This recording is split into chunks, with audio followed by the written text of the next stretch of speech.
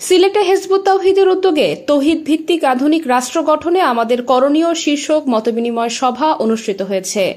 শনিবার সকালে জেলা নজরুল একাডেমি মিলনায়তনে শিক্ষক, গবেষক, বুদ্ধিজীবী, রাজনীতিবিদ, সাংবাদিক সহ সুশীল সমাজের প্রতিনিধি অংশগ্রহণে এই সভা অনুষ্ঠিত হয়।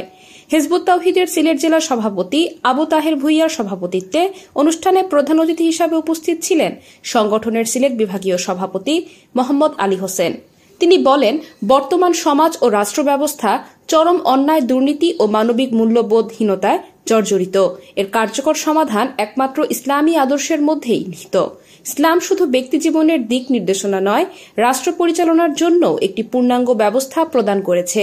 এই আদর্শ বাস্তবায়ন ছাড়া সংকট থেকে উত্তরণ সম্ভব নয়।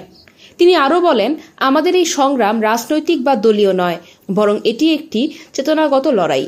এই লড়াই কুসংস্কার, ধর্মের অপব্যাখ্যা ও অচল চিন্তাধারার বিরুদ্ধে জাগরণের ডাক। তিনি আল্লাহর হুকুমের ভিত্তিতে আধুনিক রাষ্ট্র ব্যবস্থা গড়ে তুলতে সবাইকে এগিয়ে আসার আহ্বান জানান। বর্তমান বিশ্ব পরিস্থিতি ও জাতীয় প্রেক্ষাপট তুলে ধরে তিনি বলেন, ব্রিটিশ ঔপনিবেশিক যুগের প্রবর্তিত বিধিবিধান ও সিস্টেমেই আমাদের দেশ চলছে, আর সময়ের সাথে পাল্লা দিয়ে অন্যায়, অবিচার, অশান্তি বেড়ে চলেছে। যুগের পর যুগ আমরা মানবরচিত বিধানের মাসুল দিচ্ছি। অন্যদিকে আল্লাহর দেওয়া জীবন ব্যবস্থা প্রতিষ্ঠা করে রাসূল সাল্লাল্লাহু আলাইহি সাল্লাম এমন নিরাপদ সমাজ গঠন করেছিলেন যে একা একজন নারী রাতের অন্ধকারে নির্ভয়ে শত শত মাইল পথ হেঁটে যেত। মানুষ ঘরের দরজা খুলে ঘুমাতে পারত।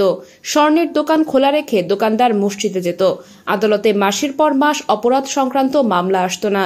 সেই শান্তিপূর্ণ জীবন ব্যবস্থার আধুনিক রূপ তুলে ধরা হয়েছে তৌহিদ ভিত্তিক আধুনিক রাষ্ট্র ব্যবস্থা গ্রন্থে।